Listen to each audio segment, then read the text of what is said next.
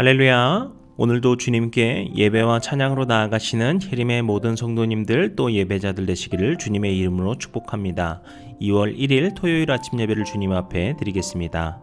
다 함께 조용한 기도 드리시겠습니다. 우리의 찬양받기에 합당하신 거룩하신 주님, 오늘도 우리가 주님께 예배로 나와 주님을 찬양하고 높여드립니다. 주님, 우리의 이 예배를 기뻐 받아주시고 오늘 주님께서 주신 말씀을 우리가 마음 깊이 붙들고 그것을 새기고 실천하며 살 수 있도록 우리를 인도하여 주시옵소서. 때로는 우리가 넘어질 때도 있으나 그런 우리를 다시 한번 일으켜 주시고 새롭게 하여 주시는 주님만을 의지하며 나아가오니 주님 그렇게 우리 가운데 일하여 주시옵소서. 주님 한 분만을 믿으며 모든 말씀 예수님의 이름으로 기도드렸습니다. 아멘. 오늘 함께 고백할 시편의 찬양은 시편 34편 19절에서 20절까지의 말씀입니다. 의인은 고난이 많으나 여호와께서 그의 모든 고난에서 건지시는도다. 그의 모든 뼈를 보호하시며 그 중에서 하나도 꺾이지 아니하도다. 아멘. 오늘 우리에게 주시는 하나님의 말씀은 여호수아서 21장 20절에서 45절까지의 말씀인데 우리는 41절부터 45절까지의 말씀을 읽도록 하겠습니다.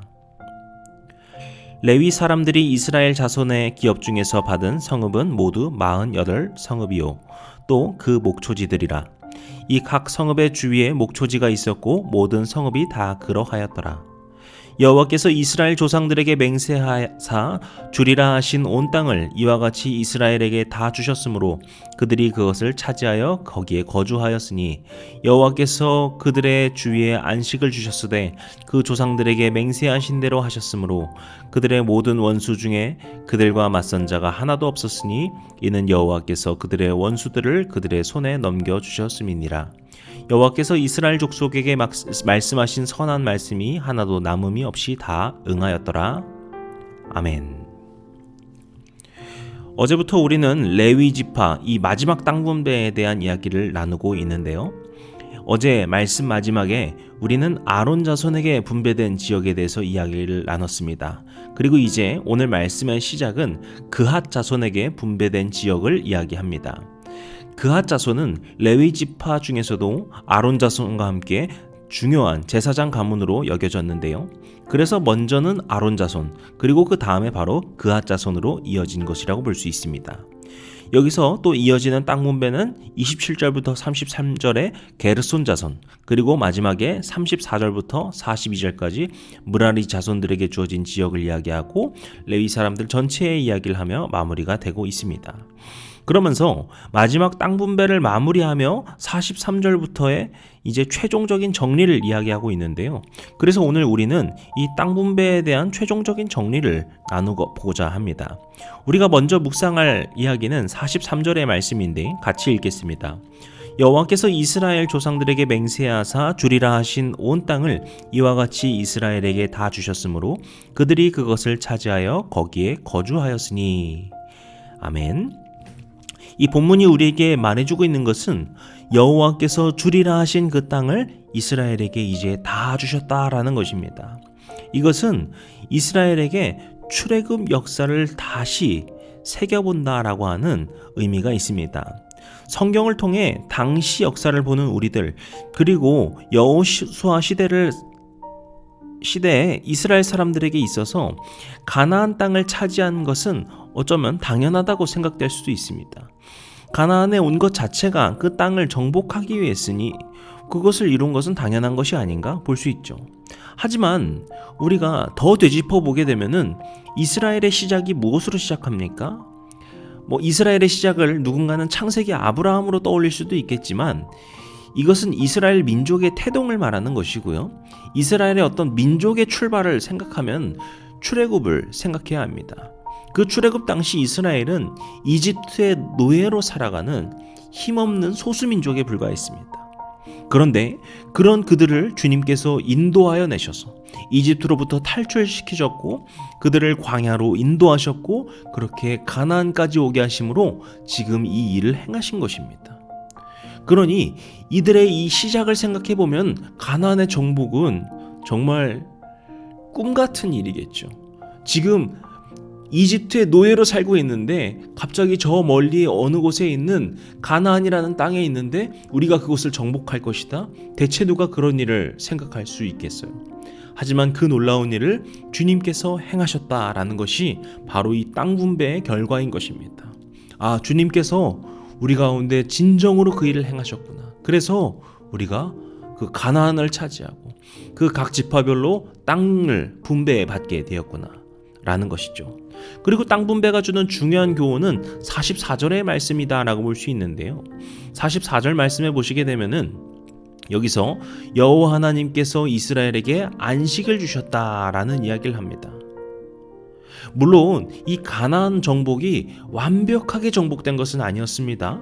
하지만 이렇게 떠돌이 민족이 쳐들어와서 그 지역을 이 정도로 정복한다?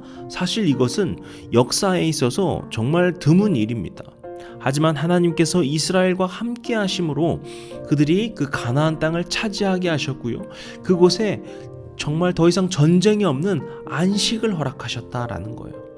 이렇게 주님의 은혜로 그 주님께서 우리에게 안식을 주시는 분이시다라는 것을 본문이 이렇게 이야기하는 것이죠. 그리고 마지막으로 우리에게 주는 것은 45절의 말씀인데 45절 말씀 또 같이 읽어보겠습니다. 여호와께서 이스라엘 족속에게 말씀하신 선한 말씀이 하나도 남음이 없이 다 응하였더라. 아멘. 주님의 말씀이 다 이루어졌다라는 말이죠. 그런데 여기서는 좀 특별하게도 주님의 선한 말씀이다 라고 이야기합니다. 어쩌면 우리 생각에 이런 생각이 혹시 들지도 모르겠어요. 아니 지금 이곳에 막 전쟁이 일어난 건데 이게 왜 선하냐 볼 수 있겠죠. 하지만 다른 관점에서 보시게 되면요, 당시처럼 이 신중심적인 사회에서 하나님이 계시지 않은 이방 땅에 전능하신 주님이 나타나신 사건이다 라고도 볼 수 있습니다.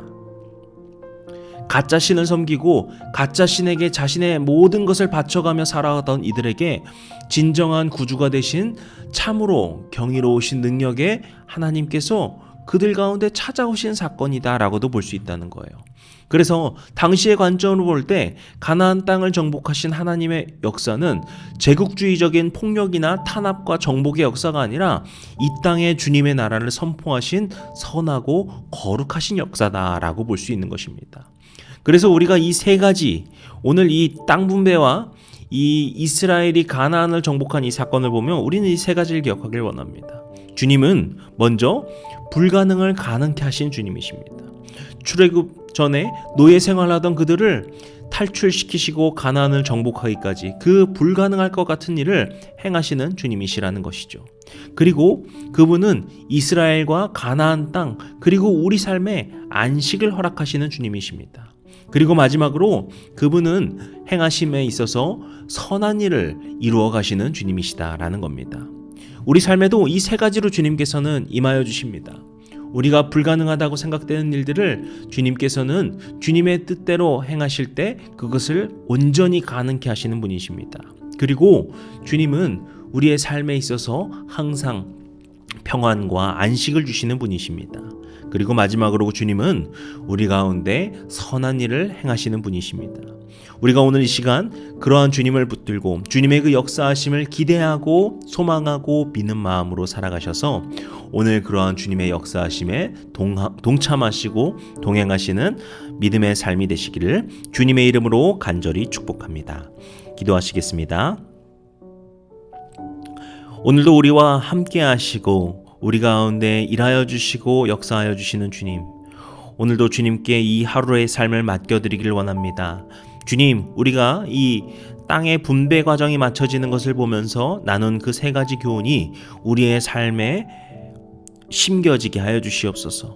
주님께서 우리 가운데 불가능을 이루어 주시는 분이라는 것, 그리고 우리의 삶에 평안과 안식을 주시는 분이라는 것, 그리고 우리 삶에 선한 일을 행하시는 거룩하시고 선하시고 공의로우신 주님이시라는 것, 그것을 우리가 붙들며 살게 하여 주시옵소서. 그럴 때 우리의 삶의 모든 일들이 정말 불가능이 없는 주님께서 행하실 것을 믿는 믿음의 삶이 될 줄로 믿습니다. 그리고 주님께서 주시는 평안 가운데 기쁨으로 살아갈 줄 믿습니다. 그리고 주님께서 또한 우리 가운데 이루어 가실 그 선한 일을 우리가 기대하며 소망하며 또 경험하며 살아가는 기쁨의 삶이 될 줄로 믿습니다. 우리가 오직 그거 하나 믿고 살아갈 수 있는 믿음의 자녀들 될 수 있도록 우리를 도와주시옵소서.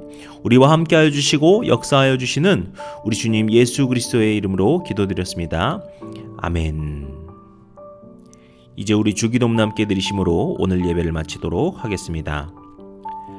하늘에 계신 우리 아버지여, 이름이 거룩히 여김을 받으시오며 나라의 임하옵시며 뜻이 하늘에서 이룬 것 같이 땅에서도 이루어지이다. 오늘날 우리에게 일용할 양식을 주옵시고 우리가 우리에게 죄 지은 자를 사하여 준 것 같이 우리의 죄를 사하여 주옵시고 우리를 시험에 들게 하지 마옵시고 다만 악에서 구하옵소서. 나라와 권세와 영광이 아버지께 영원히 있사옵나이다. 아멘.